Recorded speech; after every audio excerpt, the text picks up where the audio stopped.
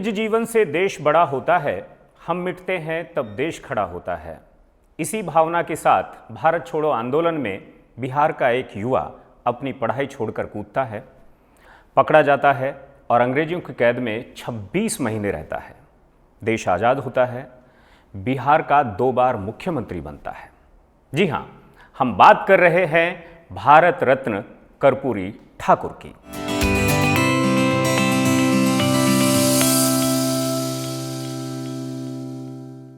नमस्कार, संवाद में आपका स्वागत है। मैं हूं रामवीर श्रेष्ठ और आज भारत रत्न कर्पूरी ठाकुर उनके जीवन से जुड़े हुए हर क्षेत्र पर अपना नजरिया संसद टीवी के दर्शकों के सामने रखेंगे राज्यसभा के उपसभापति हरिवंश।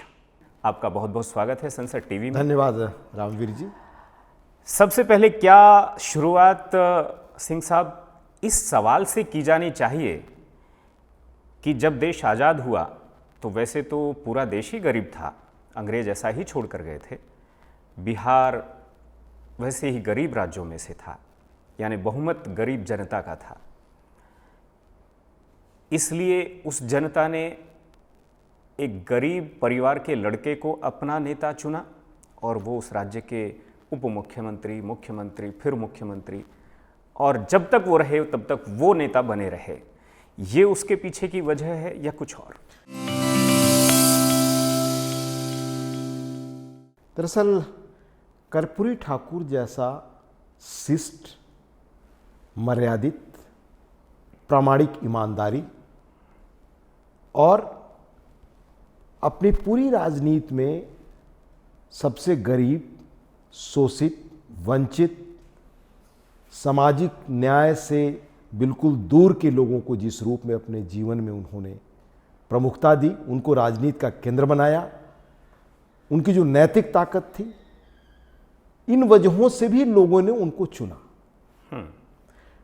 और वह मूल्यों की, मर्यादा की राजनीति करने वाले भी व्यक्ति थे।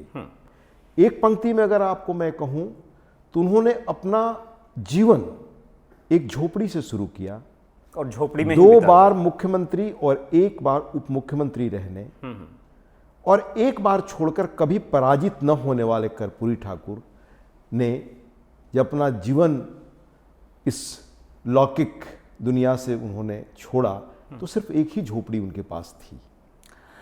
ये जो अपराजित योद्धा है, वो योद्धा अपने बल पर नहीं, अपने उस नैतिक जो उनके मूल्य थे, जीवन मूल्य थे, उन्हीं को कंसीव किया था वहाँ के लोगों ने। और बिहार में राजनीतिक चेतना का अभाव कभी नहीं रहा है, भले ही वो एक गरीब राज्य रहा हो। भारत सरकार ने भारत रत्न देने का फैसला किया उनकी जन्म शताब्दी पर। ये कर्पूरी ठाकुर का सम्मान है, बिहार के लोगों का सम्मान है, देश के गरीब लोगों का सम्मान है, या उन नैतिक मूल्यों का सम्मान है जिन्हें ऐसे लोगों ने जिया था? दरअसल मैं इस बात के लिए माननीय प्रधानमंत्री जी श्री नरेंद्र मोदी जी और उनकी सरकार को धन्यवाद देना चाहूँगा, आभार व्यक्त करना चाहूँगा कि जो पिछले 1988 से इस वर्ष उनका निधन हुआ था, उस वर्ष से जो मांग चल रही थी उसे पूरा करने का काम इस सरकार ने किया। लालू जी, और याद रखें हम सब, यह सिर्फ कर्पूरी ठाकुर के और जो वजहें हैं जो बहुत महत्वपूर्ण हैं, उनका नैतिक होना, उनका राजनीति में मूल्यवान होना, मूल्यों के प्रति चलना, प्रतिबद्धता, और उन्होंने राजनीति में जो मूल्य और संस्कार अपनाए, अपने परिवार में किसी को राजनीति में नहीं आने दिया, जीते जी। बिल्कुल बिल्कुल। तो उन मूल्यों का भी सम्मान है। साथ ही एक गरीब लड़का, सबसे गरीब घर से निकलकर लगातार राजनीति में अपनी देश की पहचान बनाता है अपने बूते, उसका भी सम्मान है। लालू प्रसाद यादव कहते हैं कि हमने तो मांग 2019 में शुरू की थी, लेकिन सरकार ने अब जाकर उन्हें सम्मान दिया है।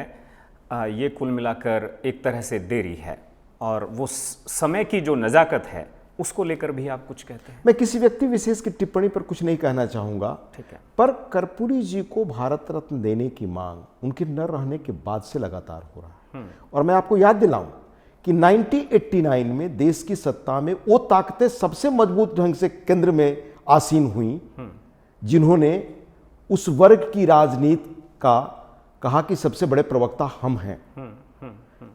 उसके बाद देवगौड़ा जी के शासन आया, वीपी सिंह जी के बाद, उसके बाद इंद्र कुमार गुजराल जी का आया।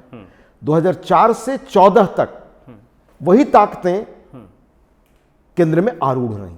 पर तब किसी स्मृति में नहीं था कि कर्पूरी ठाकुर जैसा कोई नैतिक व्यक्ति हुआ, कोई मर्यादा के प्रति प्रतिबद्ध व्यक्ति हुआ, कोई आदर्श और वसूलों से चलने वाला समाजवादी इतना बड़ा चिंतक हुआ जिसका पूरा जीवन ही सामाजिक न्याय को समर्पित था। तब तो उसको किसी ने सम्मान नहीं दिया। बिल्कुल। नीतीश बाबू कहते हैं कि कांग्रेस से सवाल पूछते हैं कि आपने क्यों नहीं दिया। मतलब कुछ लोग ये भी कह रहे हैं, मीडिया में ये भी कयास लगाया जाता है कि नीतीश बाबू को भी प्रसन्न करने के लिए ये समय चुनना, ये एक तरह से चुना गया। दरअसल हमारी दृष्टि कई चीज़ों को आदी हो गई है सिर्फ राजनीति की दृष्टि से देखने की। मैं आपके माध्यम से संसद टीवी के दर्शकों को बताना चाहूँगा, 2014 के पहले पद्म पुरस्कार किन लोगों को दिए जाते थे। पद्म पुरस्कारों के बंटवारे में दिल्ली के खान गैंग मार्केट या खान गैंग संस्कृति क्या थी, उसकी क्या भूमिका थी, उसकी चर्चा आपने सुनी होगी। बिल्कुल। 2014 के बाद जंगलों में रहने वाले, पहाड़ों में रहने वाले गुमनाम नायक, अनेक अपरिचित चेहरे जो पद्म पुरस्कार पहली बार देखे गए, पद्म पुरस्कार पहली बार पाने लगे। बिल्कुल। तो आप उनको गौर करें, उस संस्कृति को गौर करें जो 2014 के बाद बदली। और हर साल आप पाएंगे कि विलक्षण लोग जिनको कोई याद करने वाला इस देश में नहीं था 14 के पहले, पर जिनके काम की खुशबू दुनिया में होती थी, देश में तो होती ही थी, पर उनकी पहचान को मानने वाला, स्वीकार करने वाला दिल्ली का इलिट क्लास नहीं था। वो पहली बार 14 के बाद शुरू हुआ है। उसी क्रम में कर्पूरी जी को यह सम्मान मिला है। मैं तो आपसे कहा, मेरे जैसा आदमी भी, यानी पत्रकार जिसकी इच्छा भी रहती है बहुत कुछ पढ़ने की, कर्पूरी बाबू को लेकर के जब मैंने भी पढ़ना शुरू किया तो मुझे लगा ये तो लाल बहादुर शास्त्री जी की सादगी तो हम पढ़ते थे, लेकिन कर्पूरी बाबू की सादगी जो है वो हम नहीं पढ़ पाए। ऐसे बहुत सारे सवाल हैं जो मैं आपके लिए स्पेशली लिख कर लाया। 67 में कर्पूरी बाबू पहली बार उप मुख्यमंत्री बनते हैं। उसके बाद मैट्रिक बनते ही मैट्रिक में अंग्रेजी की जो अनिवार्यता है उसको समाप्त करते हैं। गरीब छात्रों की मदद के लिए स्कॉलरशिप शुरू करते हैं। 4th क्लास के कर्मचारी सचिवालय में, सेक्रेटरीट में वो लिफ्ट से नहीं जा सकते, उनके ऊपर ये रिस्ट्रिक्शन है, उनकी वो रिस्ट्रिक्शन को ख़त्म करते हैं। और साथ में गरीब किसानों की मालगुजारी को समाप्त करते हैं। रिजर्वेशन की बात शुरू होती है तो 3% रिजर्वेशन सवर्ण गरीबों को भी देते हैं, जो अभी मोदी जी ने उसे 10% जैसा उस तरह से किया।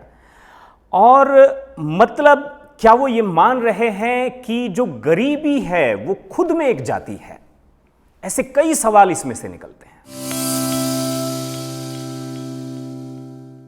दरअसल ये इसका प्रमाण है। और मैं दूसरी चीज आपको बताऊं कि कर्पूरी जी ने सैद्धांतिक राजनीति भी की, प्रतिबद्धता की राजनीति की। उनकी राजनीति की शुरुआत जयप्रकाश नारायण की छत्र छाया में हुई। तब जयप्रकाश नारायण समाजवादी आंदोलन के सब कुछ होते थे। बिल्कुल।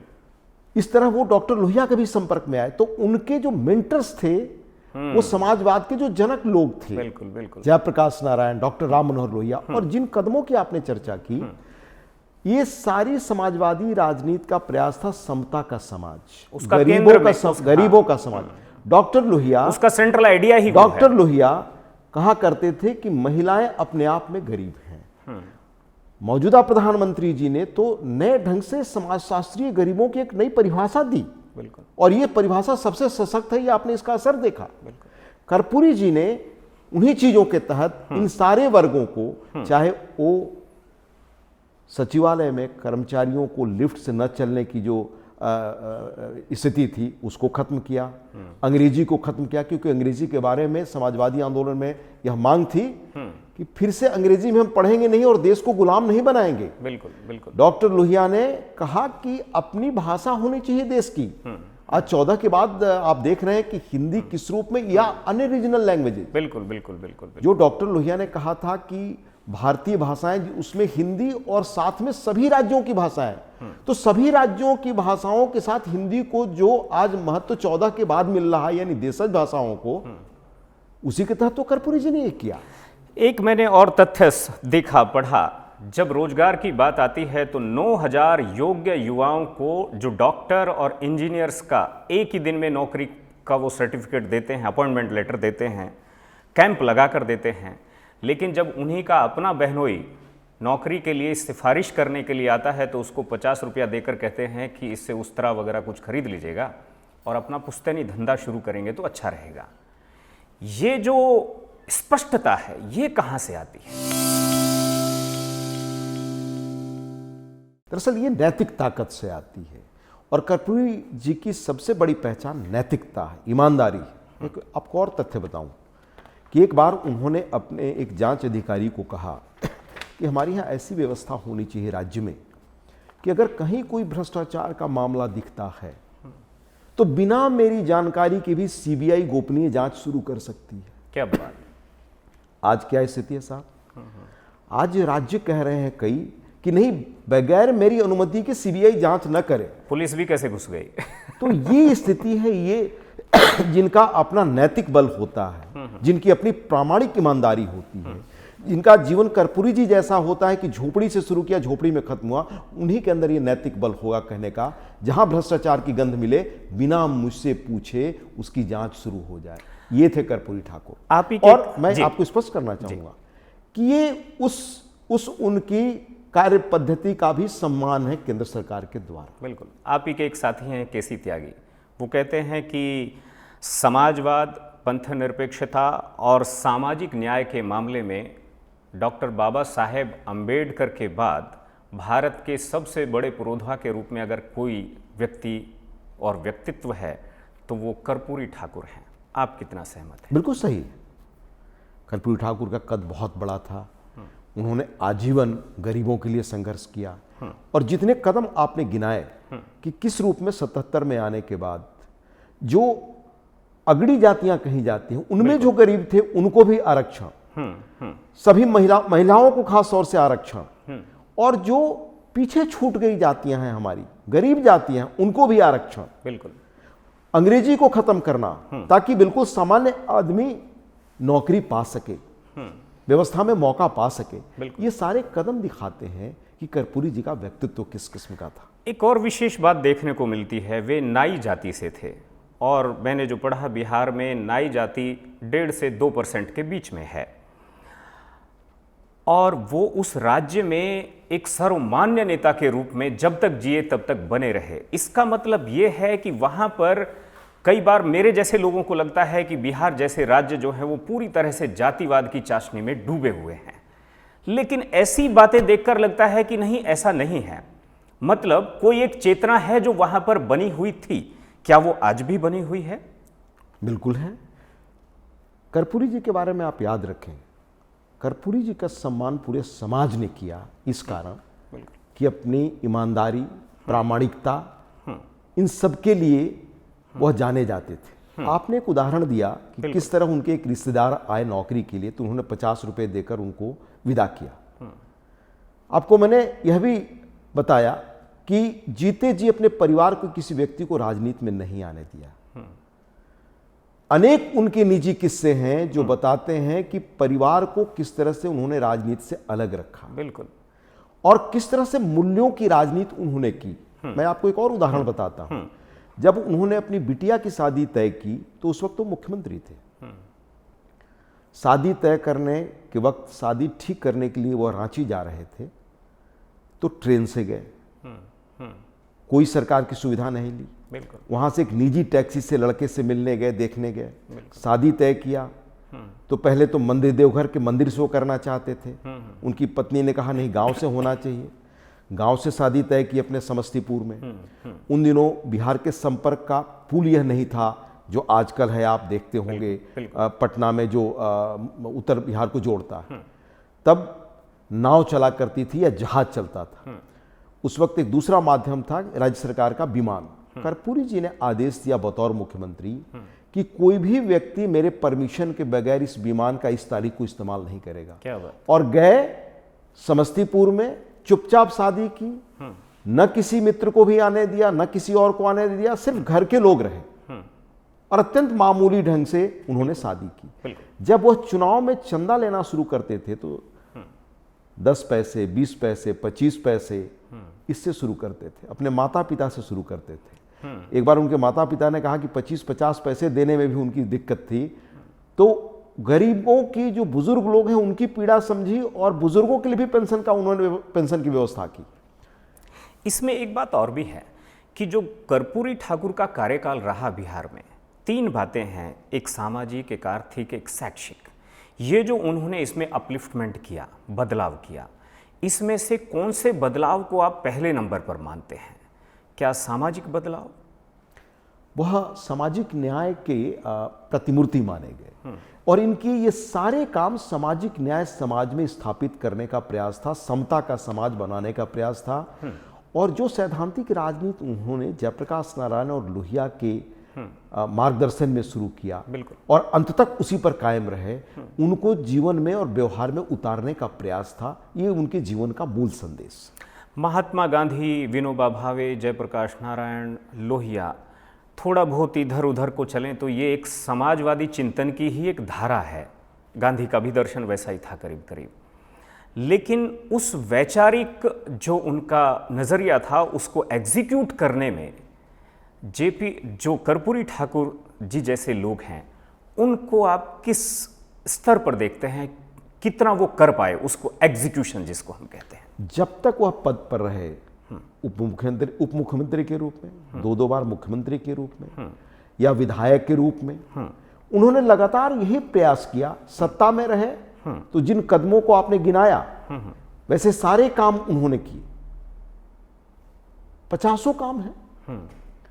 रिक्रूटमेंट पॉलिसी को कैसे चेंज किया, भाषा को कैसे ठीक किया, बराबरी के लिए क्या किया, आरक्षण की क्या व्यवस्था की। तो ये सारे कदम समतामूलक समाज बनाने का प्रयास। आज समाजवाद को लेकर कुछ सवाल जरूर उठता है। ये कहा जाता है कि समाजवाद का मतलब ही होता है समाज सर्वोपरि, लेकिन फिर लोग उसकी आलोचना ये कहकर भी करने लगे कि अब समाजवाद पर धूल चढ़ गई है।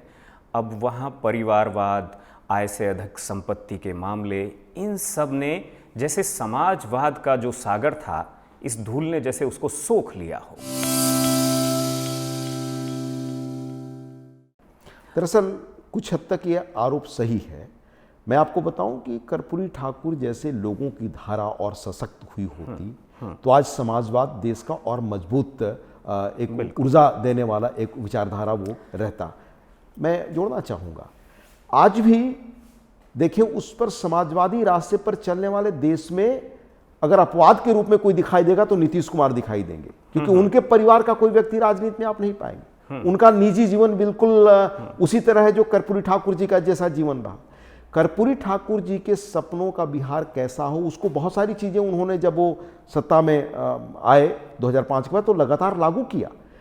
पर बाकी लोग, मैं किसी और व्यक्ति का नाम नहीं लेना चाहता, समाजवादी धारा की जो महत्वपूर्ण क्षेत्रीय ताकतें उत्तर प्रदेश, बिहार, आपके हरियाणा, राजस्थान, मध्य प्रदेश में उभरी, उन्होंने अपनी पार्टी को परिवार की प्राइवेट लिमिटेड कंपनी बना ली।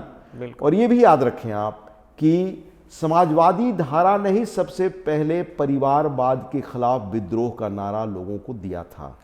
तो समाज में जो भी नायक होता है उसकी ईमानदारी, प्रामाणिकता ये होती है कि वह एक cross the party line appeal करे। आपने बिहार के बारे में एक बात की, ये मैं मानता हूं कि बिहार को इस दृष्टि से देखना कि बिहार के लोग सिर्फ जाति की दृष्टि से देखते हैं, बिहार को नहीं समझने की एक धारणा है। बिल्कुल बिल्कुल। जब भी बिहार में कोई बड़ा सवाल उठा तो पहले राष्ट्र रहा। आप देखें 74 के आंदोलन में भ्रष्टाचार का जब आंदोलन चला, बिल्कुल, तो सारी चीजों से आगे हट करके लोगों ने पहली बार केंद्र में अपदस्थ किया वैसी सरकार को जिसके बारे में कोई सोचता नहीं था कि वो सरकार जा सकती, जिसका सूरज भारत में नहीं डूब रहा था। 1967 में देश के 8-9 राज्यों से कांग्रेस चुनाव हार गई पहली बार। बिल्कुल बिल्कुल। और वो बिहार के लोगों ने किया। तो बिहार के लोग राष्ट्रीय मुद्दों पर, बड़े मुद्दों पर वो जो राष्ट्रीय चेतना का परिचय देते हैं, उसका शायद कहीं और आपको अभाव मिलेगा। बिल्कुल। एक सवाल यहाँ और मुझे लगता है कि राजनीति में, खास तौर पर राजनीति में, मूल्यों पर टिके रहना बहुत आसान काम नहीं है, लेकिन हमें उनके जीवन में दिखाई देता है। एक उदाहरण हम देखते हैं कि जेपी की जन्मदिन मनाया जा रहा होता है जेपी भवन में, पटना में, और उनका कुर्ता ये फटा हुआ होता है। चंद्रशेखर खड़े होते हैं, मीटिंग चल रही होती है, अपना कुर्ता फैलाते हैं और मजाक में या गंभीरता से सबसे वो कर्पूरी बाबू के लिए, कुर्ता फंड के लिए पैसा मांगते हैं और सब लोग देते भी हैं, और उन्हें वो सौंपते हुए कहते हैं कि इससे कुर्ता धोती ही सिलवाना है। लेकिन पता लगता है कि वो उस फंड को भी सीएम राहत कोष में जमा कर देते हैं। यही ताकत थी कि बिहार ही नहीं बल्कि देश के अन्य राज्यों में भी उनका प्रभाव बहुत मजबूत था, और आज भी लोग उन्हें याद करते हैं। उनका यही मूल गुण था। और चीज़ें मैं आपको बताऊं जो बहुत कम लोग जानते हैं कि अगर उनका कोई सगा व्यक्ति भी किसी निजी चीज़ में परेशान हो रहा है तो वो जो घर की आर्थिक स्थिति इजाज़त देती है उतना ही वो करते थे। उनका एक बेटा चिकित्सा के अभाव में, अगर मैं कहूँ तो दुनिया में नहीं रहे। उनको हृदय रोग की बीमारी थी। लोगों ने उनके लिए भी चंदा किया, वो चंदा भी उन्होंने पार्टी फंड में दे दिया जब पता चला तो। अंत में बहुगुणा जी को पता चला या अन्य नेताओं को, उन्होंने कोशिश की ले जाने की, लेकिन कर्पूरी ठाकुर ने कभी भी अगर इस तरह के सार्वजनिक चंदे से पैसे आए तो उसको भी पार्टी कोष में डाला, निजी रूप में इस्तेमाल नहीं होने दिया। तो उनका निजी जीवन ही ऐसा था। पटना में फ्लैट स्कीम निकलती है और वहाँ पर लोग कहते हैं कि एक घर आप भी पटना में, ये सस्ती ज़मीन मिल रही है, आप भी ले लीजिए, बच्चे कहाँ रहेंगे? तो तपाक से बोल जाते हैं कि कहाँ रहेंगे, गांव में रहेंगे। ये अभी तो बहुत इतने, जब शहरीकरण की तरफ लोग जो हैं पूरी तरह से भाग रहे थे, तब भी एक सीएम इस तरह से बात करता है और वैसे ही रह जाता है। मैंने कहा आपको कि शुरू से ही उनका जीवन ऐसा था। ये जितने आप उदाहरण गिना रहे हैं वो उसी व्यक्ति का हो सकता है जो गांधी के रास्ते पर चलने वाला हो, जो लोहिया के रास्ते पर चलने वाला हो, जो जयप्रकाश के रास्ते पर चलने वाला हो। लोहिया जी की कुल संपत्ति क्या थी? एक जोड़ी कुर्ता धोती। जयप्रकाश की क्या थी? अपने पीछे कोई लेगेसी नहीं छोड़ा। गांधी की क्या थी? तो उन्हीं के रास्ते उन्होंने राजनीति चुनी, प्रामाणिकता के साथ उस पर वो चले। तो ऐसे में आपको 50 किस्से गिना सकता हूं। एक नरसंहार में, बिहार में काफी उन दिनों नरसंहार होते थे, और मैं पत्रकार के रूप में वैसी जगहों पर कोशिश करता था जाकर देखें क्या हो। एक बड़ा मैसेकर हुआ था गया और जहानाबाद के इलाके में। मैं कलकत्ता में काम करता था।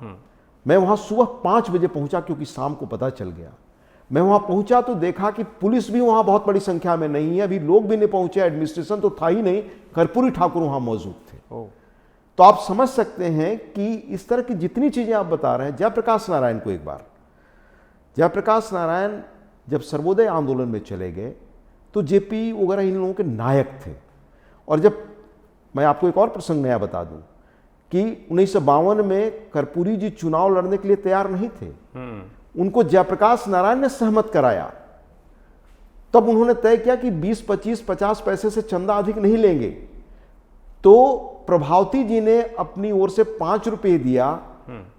जयप्रकाश जी के आदेश पर उन्होंने 5 रुपए स्वीकार किए, जिसको बार बार वो कहते थे। तो जयप्रकाश से उनका यह संबंध था। और शायद जयप्रकाश सर्वोदय में जब चले गए तो सर्वोदय में भूदान आंदोलन में वो लग गए। तब भी लगातार उनके पास जाना। आज हमारे यहाँ क्या है स्थिति, बड़े नायक से आप अलग हो जाते हैं तो फिर उनसे आप मिलते नहीं। और इतना ही नहीं, जयप्रकाश जी के सेक्रेटरी ने एक बार मुझे बताया कि जो ये भूदान आंदोलन हो रहा था उसमें बड़े पैमाने पर जमीनें दान हो रही थी।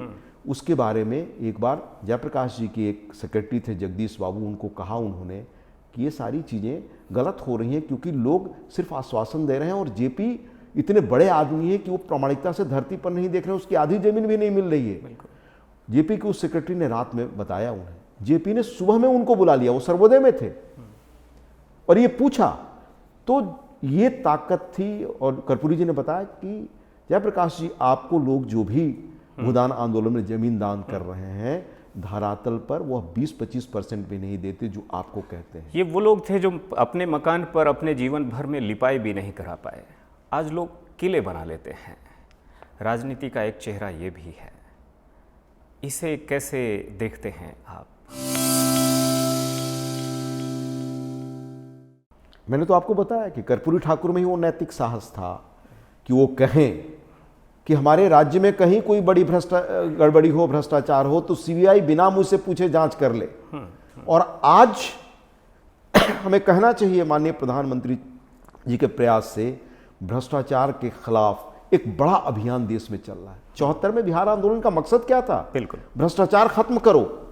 तो ये नैतिक ताकत आज लोगों में क्यों नहीं है कि कहें कि आप प्रामाणिकता से समयबद्ध हमारी जांच कर लें, बिल्कुल, जिस भी चीज की। तो कर्पूरी ठाकुर की ये नैतिक, ये उनकी वैचारिक, ये उनके जीवन की पारदर्शिता, ये ताकत है जिसने कर्पूरी जी को ये महान बनाया। बिल्कुल। एक आखिरी सवाल, जब वो अपने पुत्र रामनाथ ठाकुर को पत्र लिखते थे तो पत्र में बताया गया 3 बातें आमतौर पर होती थी।